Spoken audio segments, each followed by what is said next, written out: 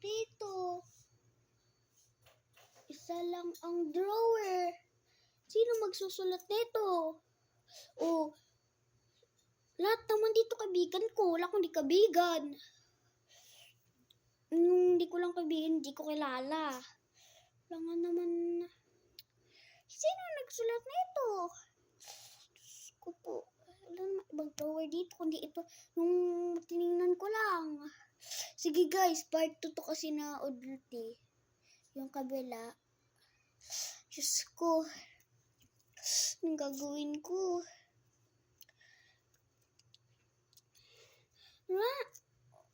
Sino magsusulat nito?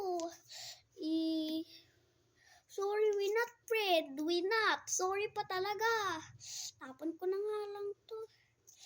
Guys, yung iba kong friend nasa layo. Tsaka yung mga pinsan ko. Tsaka yung mga kapatid ko mababait sa akin. Kaya, nagtataka talaga kung sino nagsulat nito eh. Kung sino man magsulat nito eh. Ewan ko lang.